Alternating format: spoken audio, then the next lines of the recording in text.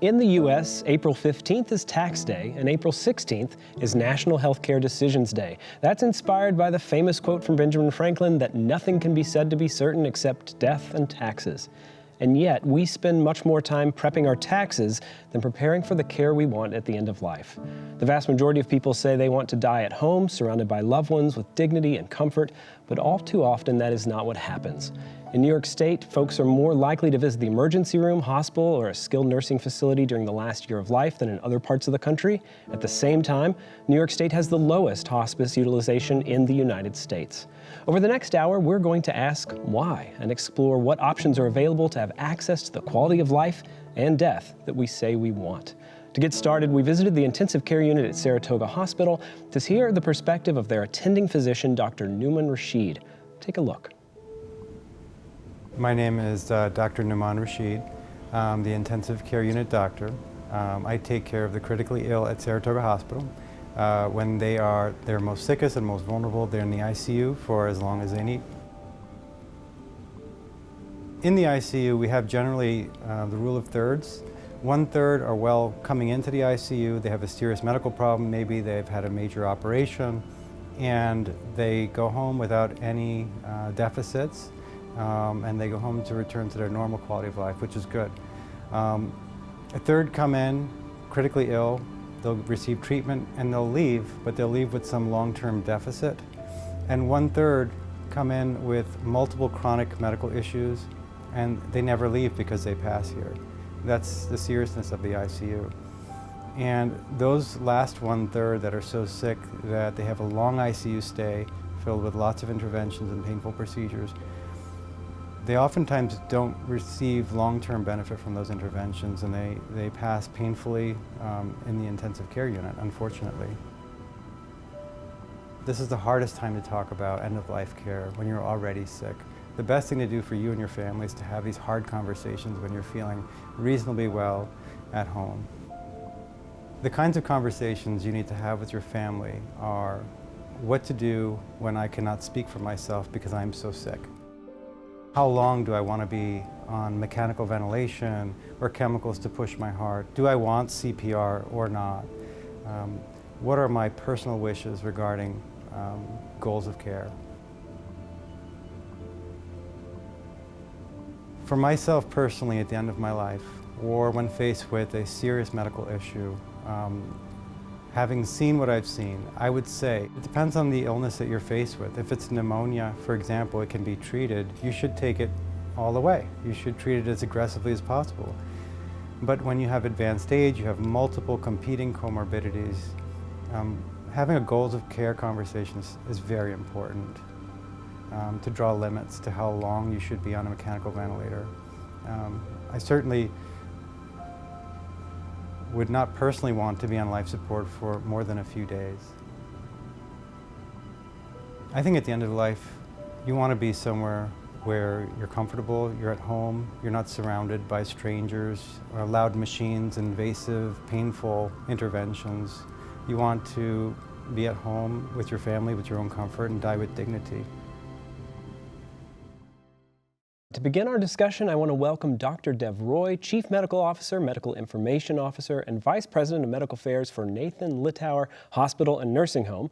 Also, we're joined by Dr. Aisha Suryabalan, Division Chief for the Palliative Medicine Department at Saratoga Hospital. Thank you so much for joining us. In New York State, we do have the lowest hospice utilization in the country. And the flip side of that means that a lot of folks are receiving end-of-life care in a hospital setting, in an acute care setting. I wonder, Dr. Roy, what that says to you. What's tough is, as we are aging in New York, nobody really wants to talk about it, right? And nobody wants to talk about what happens as we're getting older, as illness comes and hijacks our life. It's not an easy conversation. Whenever we see patients in the hospital, in the ER, or in the ICUs, we're just trying to focus on the fire in front of us. And as we're just trying to fix things, sometimes that more complex conversation, it just takes a back burner. Hospitals are designed for curative care, right? And so you're fixing problems and addressing very particular, precise issues, whereas end-of-life care is much more complicated. So is the hospital really even set up for the kind of care that you would want? In current state, absolutely not, right? And I think that's why we're here. I think we're trying to get better. We're trying to help train our ER docs, our hospitalists, our ICU docs in the ways of bringing up end-of-life care and in the ways of bringing up complex illness. And we are making some headway. I think the more residents and fellows that are trained in this manner will help us to at least start the conversations. But like you said, people come to the ER, people come to the hospital on their worst day when they're really sick. And if we can start this conversation earlier, that might help. At the same time, there's so much paperwork that's buried in healthcare that it's hard to have that conversation. And it's tough. You're entering in a moment of crisis because you don't know what to do or where to go, and maybe don't know what the ramifications of those decisions are. And you aren't set up to address the issue maybe at home or whatever, so it is a moment of crisis, which means you go to the hospital. And in the hospital, you're set up with these tools that are very specific for maybe extending life, and they have their place, the feeding tubes and the mechanical ventilation and those sorts of things. But, I think, as Dr. Rashid said, at a certain point, extending life is in some ways maybe futile and just creates suffering. Absolutely. And another challenge I've noticed is that doc or that nurse that's taking care of that patient initially doesn't necessarily know how that trajectory is going to go. And so when a person or when a family member who's going to be helping with decisions is working through uncertainty, it's hard to navigate that. And for instance, if I say, oh yeah, let's start talking end of life, wait, mom's going to die? And I don't know that. And then you get yourself stuck in a place where you've lost trust, right? So it's a very difficult conversation. All right. So, at the same time, while, there is the ICU and there is this super advanced curative care, there is also palliative medicine in some settings. And, we're joined by Dr. Soryabalin. And before this conversation, we were able to visit the ICU and also see you at work with the palliative care unit. Let's take a quick look at that video. Palliative medicine is a type of support that comes in at any stage of a serious illness, any age, any stage. And we try to focus on the relief of suffering and also trying to talk about quality of life aspects and hone in on what goals of care are important to a patient. Hi, I'm Dr. Soryabalin with palliative medicine. Okay. How are you feeling? The goal of palliative medicine is to live as long as we can, as well as we can, with as much quality of life as possible, focusing on what matters most to each individual. I'm glad I know now. Palliative medicine is really trying to look at the whole person. There's physical, there's social aspects. Sometimes there's even ethical, legal aspects. So we really try to look at all these dimensions, not just the disease itself, because they all matter when someone is facing a serious illness. The thing about doing inpatient palliative medicine in the hospital is we're often meeting patients in crisis. We often get a consult when things are getting very complicated. There's a lot of emotions, there's a lot of difficult symptoms and big decisions that patients need to make about their life, often life or death decisions too. We have to develop rapport very quickly and go to this very deep place and sacred place, I call it, with families, where we're trying to get to know them, hear their story, know how they were even before this hospitalization, and then figure out, what are we hoping for afterwards? There's such a need for our community and for patients, and I believe that it's being underutilized, but also we need to improve access because there's so many patients that we're not touching with this level of care. Dr. Soryablin, so you provide this specialized medicine that is complementary to curative care in the hospital.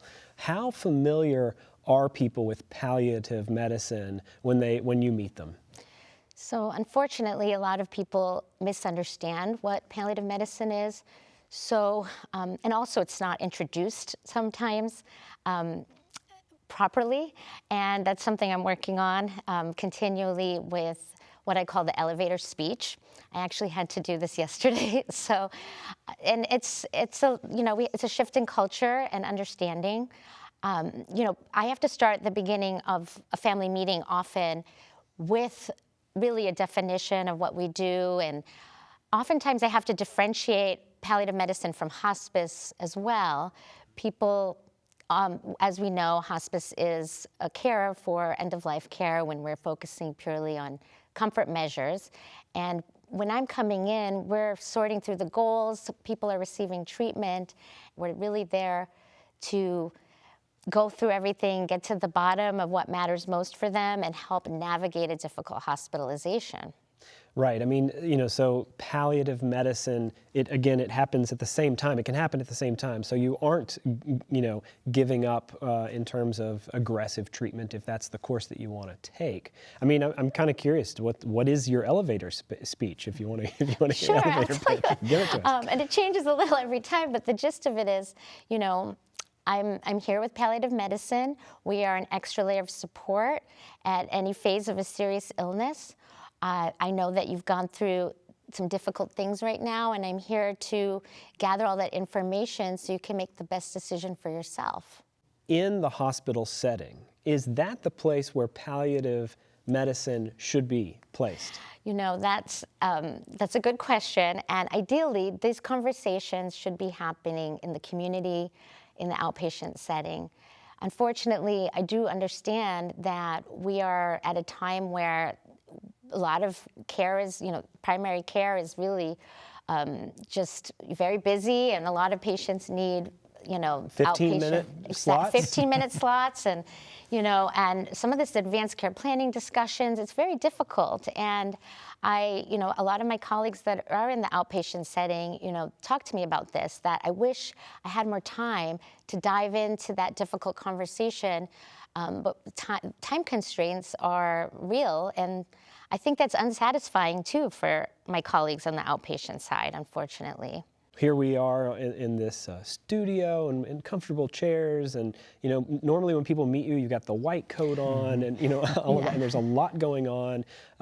So in some ways, people would benefit from having that conversation in a more comfortable setting as well, correct? Well, and also they know their doctor, so I think there's a trust. Their primary care provider. Correct, a primary care provider. There's a trust and rapport already established, and I'm coming in and they don't know me at all. And they may be afraid of already what I represent, so there is an energy you can feel right away, sometimes a nervousness or, confusion or fear.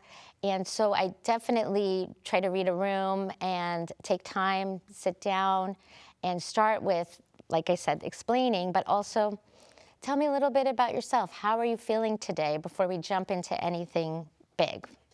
And to be fair, the onus on this is not just on the patient or the family or the public, right? These are huge infrastructure, healthcare dimensions, big changes, policy issues. There's a lot going on here that needs to be addressed. I'm kind of curious, both of you have actually studied palliative medicine and integrated that into your practices. And I would love to know about, what brought you to this particular line of medical care?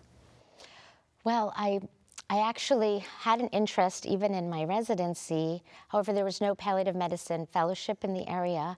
So I went on to work as a hospitalist for about 5 years at Saratoga Hospital.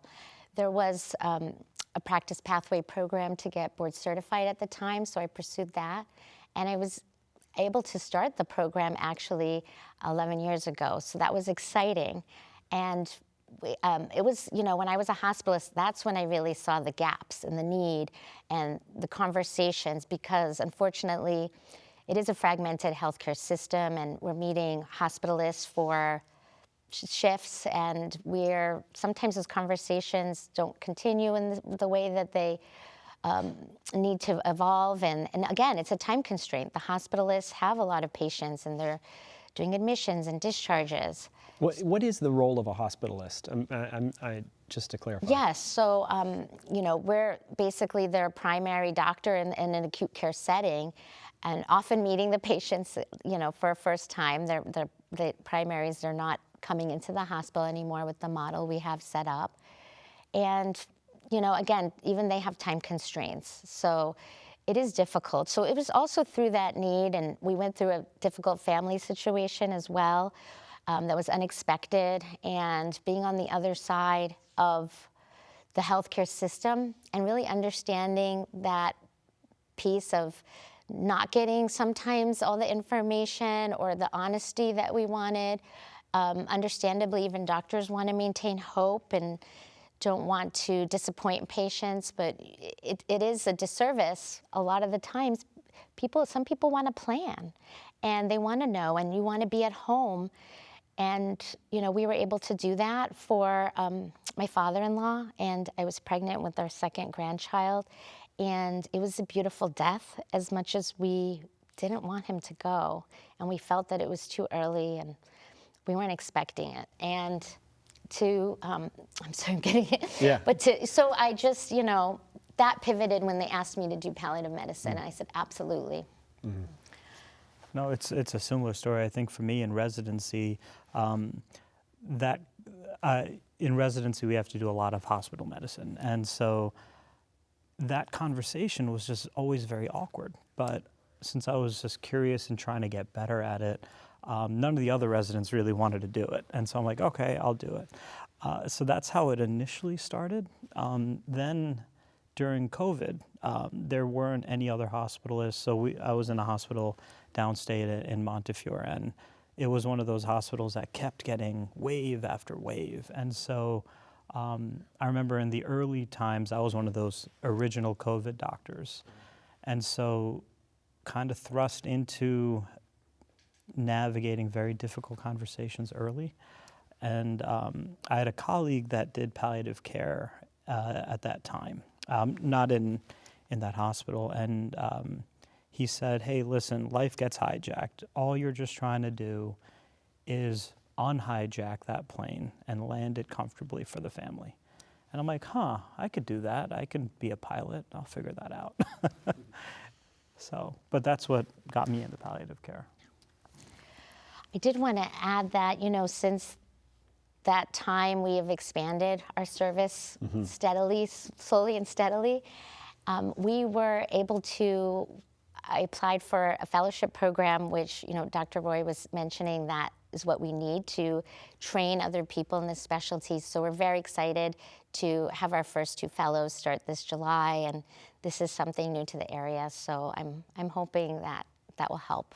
You do provide palliative medicine in settings outside of the hospital as well? Yes. So, talk a little bit about that. So once we started the inpatient service, it was a few years into this that we were realizing that some of our really complex patients, we had all these very lengthy goals of care conversations. We had done some complex symptom management, and they were sending them out in the community.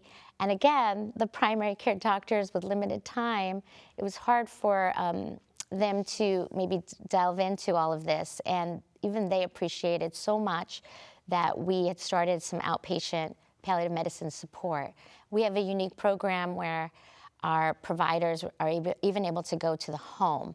So that has been really helpful with our homebound patients as well. When we're talking about end-of-life care specifically, because again, it's such a fine line with, there is a place for the ICU, there's a place for the hospital, they do amazing things, and when the ICU becomes the setting for end-of-life care, that can become a particularly challenging issue, and maybe the situations with families that could be changed, could be done better seem to be the patients who have a lot of chronic disease, chronic illness that has grown and become exacerbated and has lots of symptoms and issues. And so we should know that the trajectories for those things. And the ability to interact with that patient and their families sooner gives you an opportunity to actually improve quality of life and outcomes and all of those things. I wonder if you can maybe describe a way that palliative medicine works best in that situation and what it can provide, just so people understand the benefit that could potentially be available to them through palliative medicine. Yes, so, if palliative medicine is able to come on earlier in a disease course, a lot of that support and fear and questions can already be tackled. We work often with the specialists too to make sure that we are giving the appropriate information, that we're all on the same page, and that prognosis expectations are also in alignment with what their specialists may feel.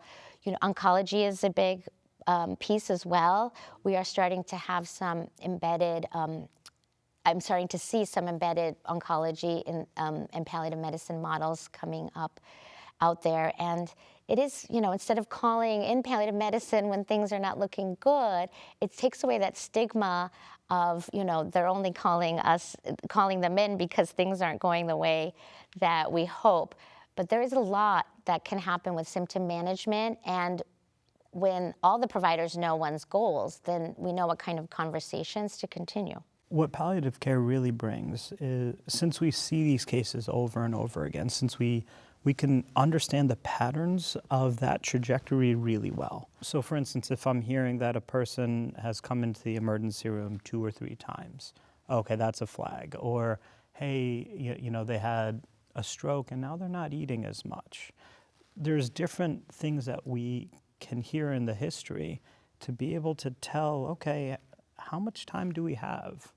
And if we do have weeks, months, years, what is important to you, right? And so sometimes we can hijack a person out of that illness story to bring them back to their life. And because I think most of the time when we ask a person, hey, what is most important to you? They won't say, well, kind of want to hang out with you, Dr. Roy, in this emergency room or, in the hospital. And then we can really start getting into it. There was a time where taking care of a patient, all they just wanted to do was see their loved one who lived in Florida.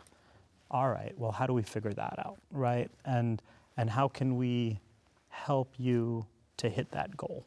So it's a lot different. Curative medicine, let's say you're treating somebody with cancer. You might have a very targeted, aggressive medical therapy that's just targeted on that tumor, and multiple medications that might have a lot of different negative side effects that might drive people into a hospital setting, whether it's nausea or pain or dizziness or whatever.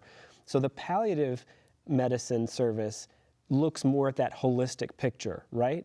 Not just that tumor, but the person, and look specifically at the nausea and the symptoms management and that kind of thing. Would you say that's accurate? Yeah, absolutely. I think, so let's say somebody is on a chemo medication or some kind of radiation therapy, and they are having nausea or difficulty eating or difficulty sleeping.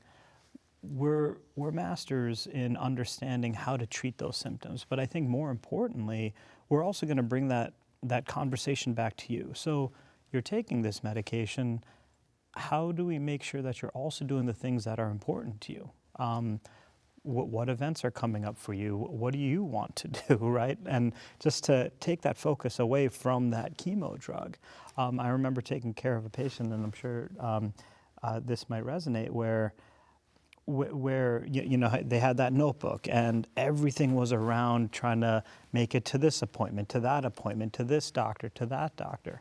And a person's life just gets hijacked. And so I think not only are we trying to treat the symptoms of side effects of whether it's the illness or the medication, but we're also trying to bring them back out of the weeds to focus on what's important. My note will often include physical, which is the medical issues, psychological, spiritual, and ethical legal sometimes. Those are things as well. So, and social. Social is a big thing, Are you living alone? How is that going? Do you need more care? So, and then the psychological, are we feeling depressed? Are we feeling anxious?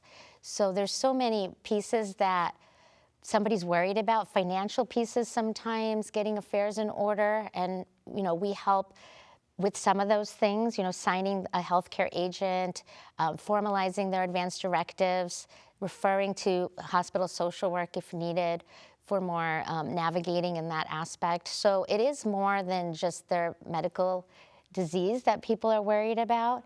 So, we can help with that. So then how do people get connected with palliative medicine and when? Hopefully their physician is recognizing that this is a complex situation. We need some specialized support. Sometimes patients advocate for it themselves. They've heard about it, they've read a book, or maybe they're seeing the segment, and they think, you can ask your doctor, is palliative medicine right for me?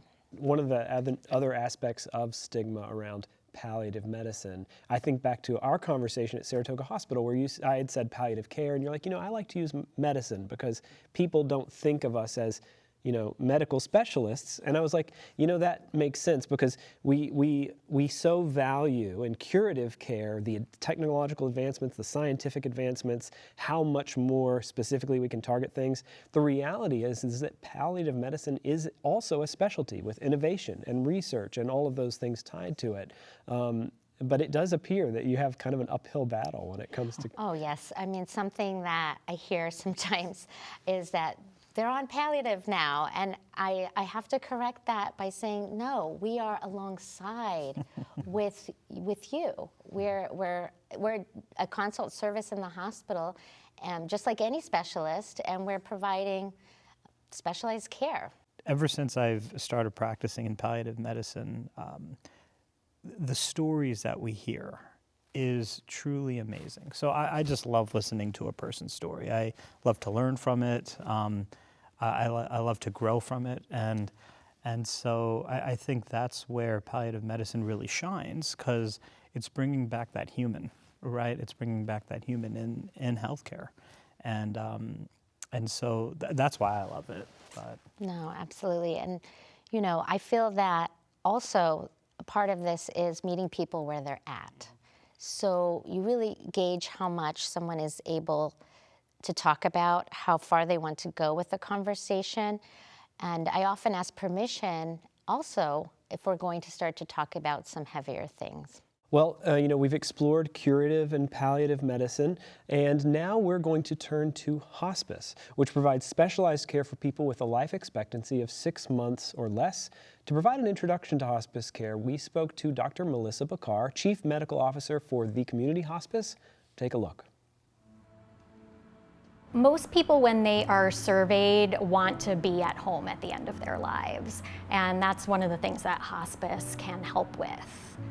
Hospice provides care for people who are nearing end of life, and what that means is people who have a serious illness that we think that their prognosis is likely less than 6 months. And when those people decide to focus on comfort, they are eligible for hospice care. There is a little bit of a stigma associated with hospice care that it's like giving up, but I definitely don't see it that way. I think of it more as a shifting of focus, right? So while we may not be doing things like going back to the hospital or getting aggressive treatments, we're still doing things that benefit the patient and their family, and we're still really focused on providing care to that patient and the family through all of those things like the symptom management and the emotional support and the spiritual supports that we have. I think New Yorkers are often seeking the most advanced care, the newest developments, and want to really try everything. And I think there's a misconception that hospice doesn't provide that. But we are also doing research in hospice. We provide advanced care, very specific symptom management care, and we provide the opportunity to really focus on what your goals are. And in hospice, we often find that people's goals lead to us focusing on the quality of the time they have left rather than the quantity of time they have left. For patients on hospice and their family members, they have the whole hospice team there to guide them through what their journey to end of life looks like. And our staff are experts in knowing where people are on that progression to end of life. They provide a lot of education to patients and families on, what changes might happen as patients get closer to end of life. And they provide a lot of education to families on how best to take care of the patients and how best to help the patients as they go through those different stages. To further help us understand the services and resources available through hospice care are Salon George, chaplain with the Community Hospice, and Mike Kaminsky, president and CEO of Hudson Valley Hospice and the Hudson Valley Hospice Foundation. Thank you both for joining us. Dr. Bakar mentioned a little bit of stigma, right, around hospice. How do you try to help people understand the benefits that can be provided through hospice care? That's probably one of the toughest things we're faced with is approaching patients who really don't understand the fact that they may be dying because nobody has, if they're in the hospital, has mentioned that to them yet. We do a lot with communicating to hospital staffs as well as nursing home staffs to try to familiarize them with the benefits of hospice and how we can help their patients and their families sooner rather than later. And I think Dr. Roy mentioned that the stigma of any discussion relative to death is something that obviously turns people off and makes it very difficult to begin to talk about the benefits of what is a wonderful program created about almost 50 years ago now to help patients in their final days. The mission of, I think, almost all hospices are to provide comfort and freedom from anxiety and pain in the final days of a patient. That makes it so much easier for somebody like myself to, in the management role of an agency, to have every one of our staff understand that we're a mission-driven organization, not like in hospitals where there may be a variety of missions. And the ability for our staff to communicate that well in terms of providing comfort through the presence of the staff member is something that we look forward to every day. Mm. Yeah, and I think about, we started this conversation in the ICU and in the hospital setting because in New York, where I think the data that I last look at with Medicare, folks is 29% of New Yorkers or folks in New York State receive hospice in the end of life. Now, the national average is more like 53%, and the top number, Utah, I think, has 68%. So 29% is just a really small number of folks utilizing hospice, again, worst in the country. And because we're so focused on the hospital care, I assume that means you're getting folks still in a moment of crisis and late in their trajectory when they're entering potentially hospice, may be caught off guard and unprepared. I need to address one thing. We're very proud of the fact that Hudson Valley Hospice takes care of about 60% of Medicare patients in the counties of Dutchess and Ulster. And I think we do it principally because of what I said before. Our staff all understand what the mission of hospice is, and they are constantly doing things for patients and families that are unexpected. I constantly get emails and letters from families saying that they're sorry that they didn't approach us sooner.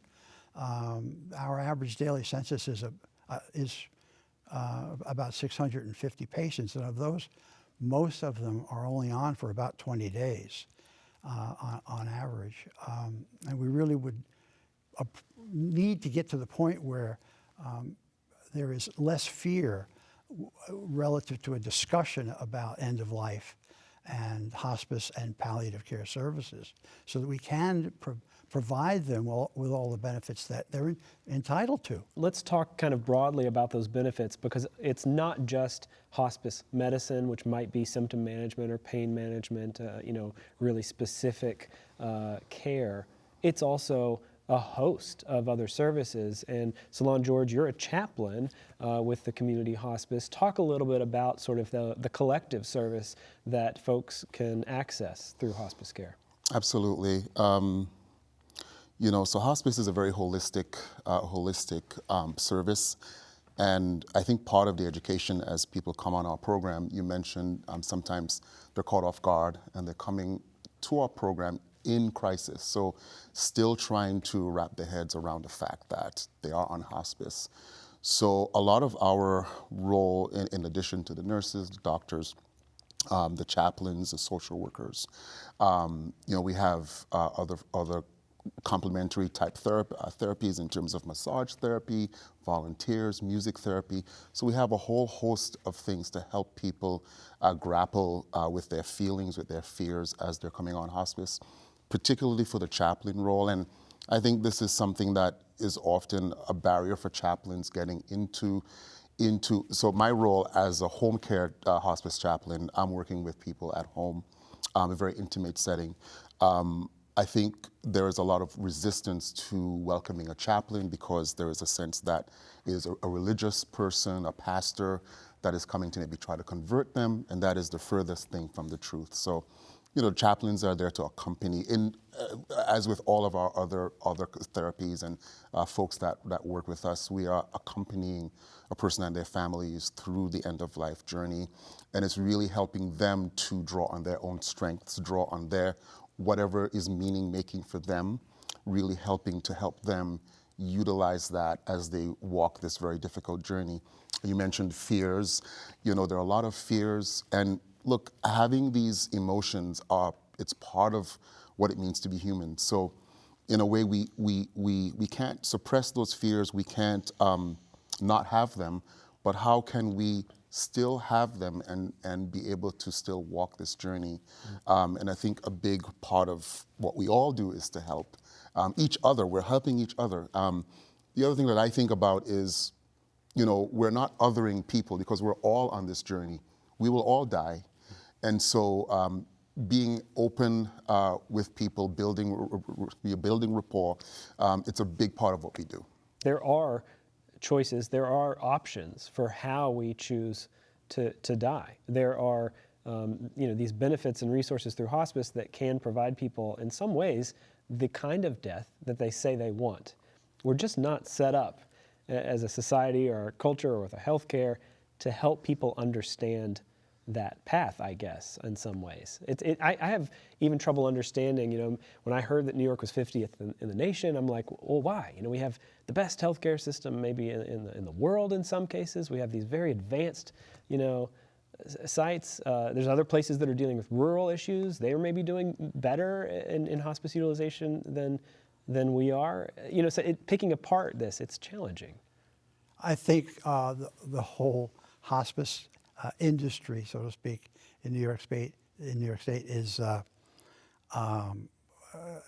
troubled by that statistic, and there really, as far as I know, there's not one specific answer to it. There's a whole constellation of issues that come to bear on why we're not doing as well as many other states. One of the things I wanted to address that Salon talked about is the number of programs that hospices are able to present to patients and families during that final journey are so broad that it's difficult to communicate that to people until they're on hospice.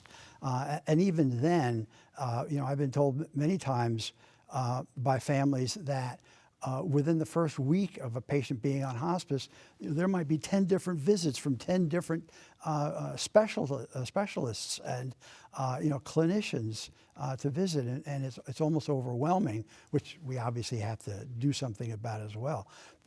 But it's difficult to run ads to explain to people, everything that we're able to provide, because a lot of people don't want to. Once they see that it's hospice, and we're going to talk about the final journey, they don't really want to. They don't want to know, unfortunately. Maybe that idea of giving up is also this abandoning of hope that something's going to change. And you mentioned this is an inevitable process. Right. It is a journey we will all go through.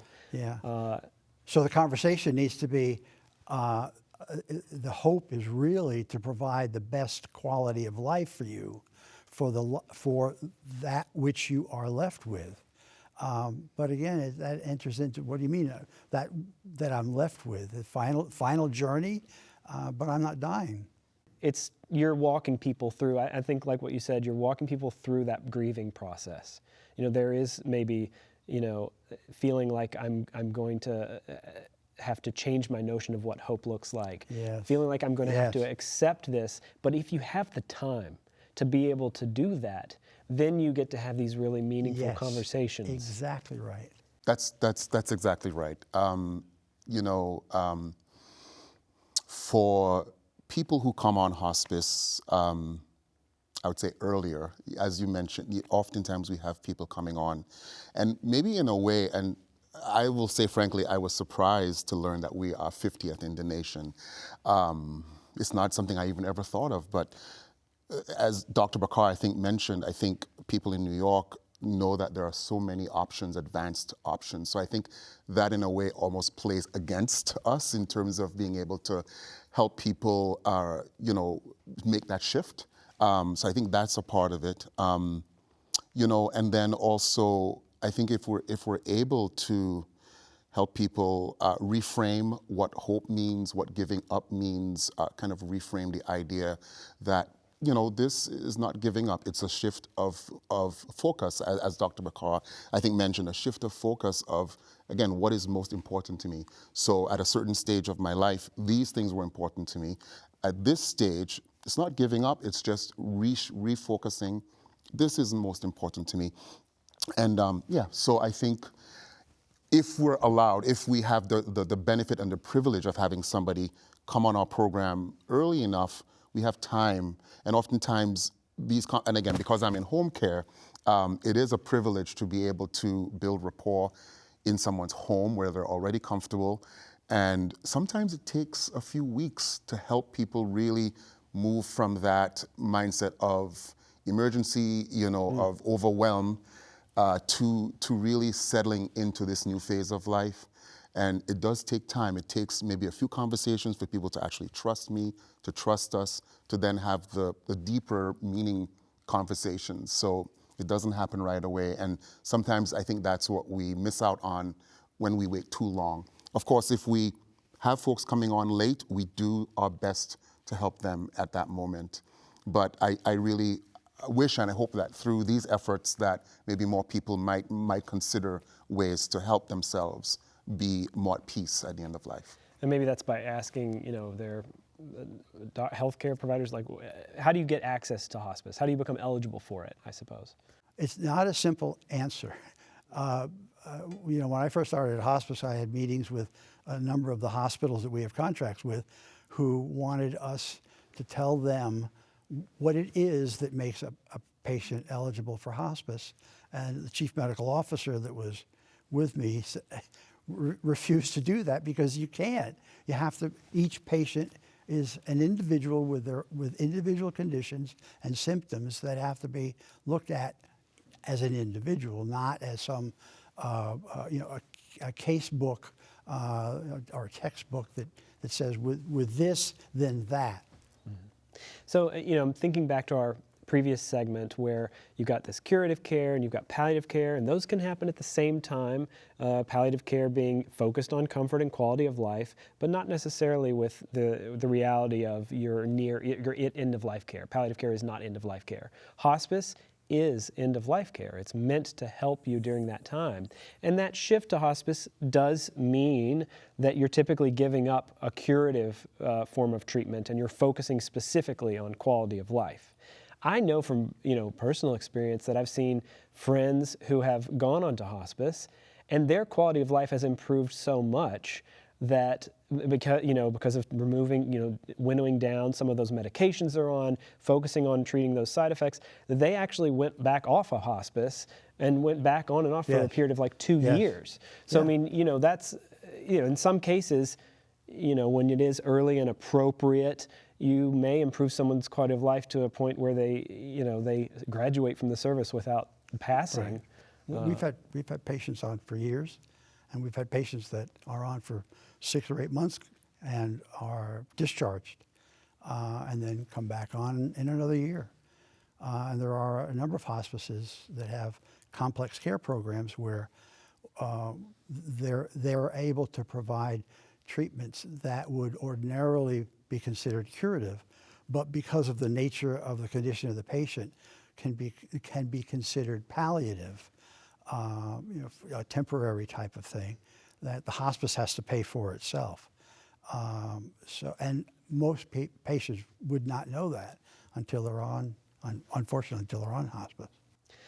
Well, and if you have a really challenging health diagnosis, and you know that at some point you're going to die because of this, I have also seen where hospice, has this very unique expertise in the trajectory of end of life and in understanding what those processes are and where people are on it. And so sometimes that communication between the hospice staff and the family or the patient can help them understand where they are and provide in some ways a great sense of relief, just because the unknown is also so stressful. Right. Is that something, I guess, that you've seen in your experience? Absolutely. Education is a huge part of what we do.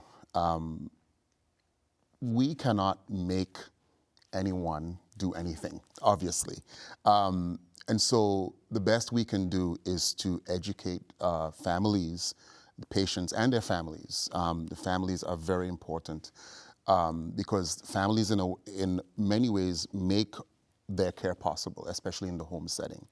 Because hospice at home doesn't mean that hospice is 24/7 in the home. It's really the family and other caregivers that are primary in that role, and hospice is supporting them as they do their work and learn how to take care of their family members. So education is a huge piece of what we do. And as you mentioned, I think correctly, with education can come a feeling of empowerment, of feeling a sense of understanding of what might come, and maybe a little bit of, I don't want to say control, but just a little bit of just a sense of navigating the space in a way that feels, you've had the ground pulled out from under you, and there is just no sense, most of us haven't, we only have one dying process, so there is no guidebook, there is no, and as you mentioned. No do-overs. Correct, there are no do-overs, and we are each individuals on our journey, so as you mentioned.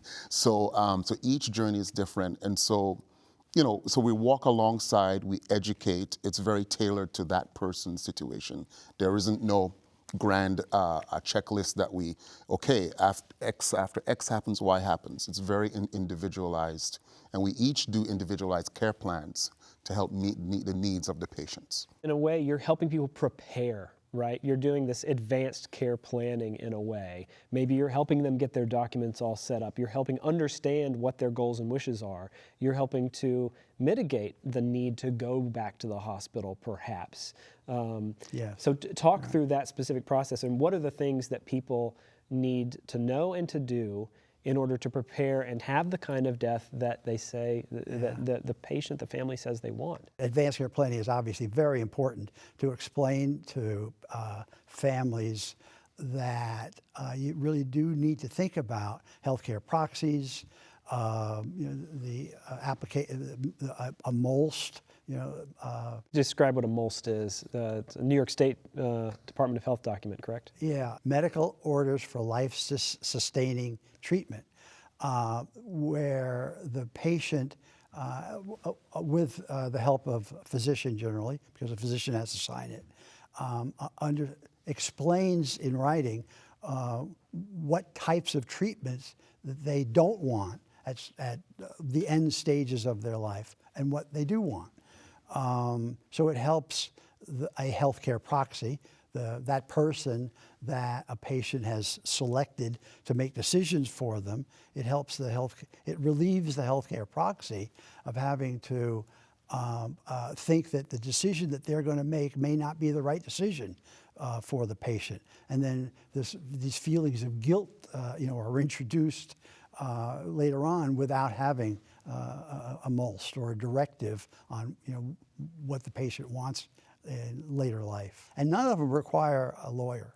They're all forms that are available online through either the New York State Department of Health or other areas. There's a program called the Conversation Project, which helps patients and families ask questions and give a variety of types of answers to those questions, or at least makes you think about what the kind of answer I would be putting on those kind of forums.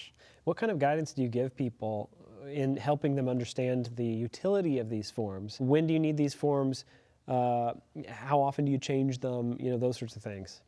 Generally, I think once those forms are filled, then you carry on with the care. But sometimes, things change and people may adjust. I think what I often see is maybe a patient coming on full code, which means if they are, in an emergency, they do want something done to them to help them stay alive.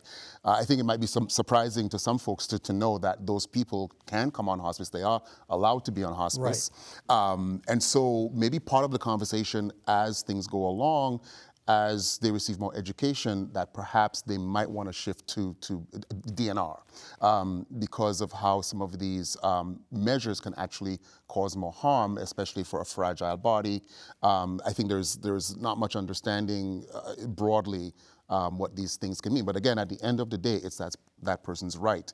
So, so we do, but we do see mostly that once the most form is done and so on, it just carries through to the end of the person's life. It makes it a lot easier for the staff in a hospital to understand what a patient wants.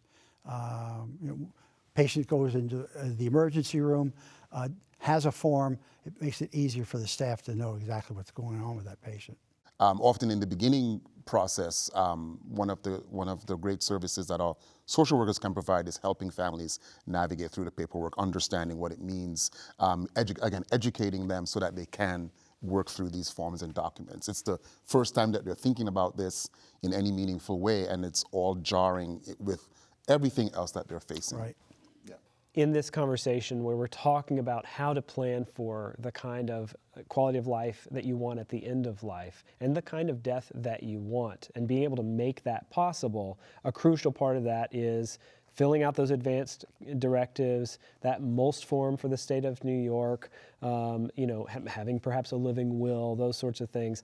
That preparation can happen anytime. Absolutely. And I'll admit, even for myself, I worked on issues around end of life for a while, never had the forms filled out. And then eventually was like, what am I doing? I need to do this for myself as well. So, right. And they're so easy to do. Yeah. Relatively easy. So that's something that someone can do before they have a chronic illness or before they're right. in a state of crisis. So really, anybody watching this program, there's nothing holding you back from at least open the door, take a look at those documents, and think about what it is that you want. Open up that conversation. When you have someone who has had those end-of-life conversations, is prepared, what is that experience like? As you asked the question, I immediately thought of a patient I had many years ago. Maybe not many. I've been doing this 8 years, and early on in my role as a chaplain, I remember meeting someone who, they actually worked in end of life, and so I think they had the benefit, which I don't think is always true, of internalizing what they were teaching others. And so I remember this person had a detailed plan about how they wanted their end of life to be. And it seemed to me like they were very detailed, even down to the music that they wanted playing in the background, who they wanted in the room with them, who they wanted to be by their side. And I had visited this person a few times, and then sure enough, as they were dying, I visited, and the plan was being put into action. So they let their family know, this is what I want. And so I came, and sure enough, the music was playing, and they were very peaceful. And that experience has stayed with me as to what can happen when you're very intentional and thoughtful. Again, I'll be the first to say I am very humble about that. I don't know if I could be that thoughtful, but I do wish that for myself. But that's what's possible. I was just going to say that a lot of hospices have end-of-life doulas Yes. that do that type of thing, Yes. create legacy situations with the patient to be able to describe earlier on what the environment that they'd like to have when they're dying, and whether or not music is part of it, et cetera. Well, and you know, for that person who has planned and been able to put in place what they wanted at the end of life, I hope that gave them the peace that they wanted. But what also was the impact on the family? I think similarly, I think that peace rippled out to the family, because the family didn't have to wrestle with the decisions of what do we do, what do we say, who do we want to visit them when they're dying. And when people are in the last stages of life, I think, we haven't been well served by the movies, and oftentimes a person is not able to communicate. They're not able to speak for themselves. They may be able to hear. So they may be able to actually hear what is going on around them, but they're not able to speak. So families can be very distraught as to, we don't know what to do. So I think having a plan, and then even beyond that, what the plan might be after the person dies, whether they want a funeral, whether they want to be cremated, whether they want a celebration of life or not, just knowing these things, it's one of the best things that a person can do for their loved ones, because it removes that burden of having to make all the decisions when they already feel burdened, they already feel guilty, can feel guilty, not necessarily, but can feel some level of guilt that they're not providing the best care. I think it can be hugely beneficial for family members. I want to thank you very much for being a part of this conversation. And to learn more and share this program with someone you know, visit our website, WMHT.org/agingtogether, and thank you for watching.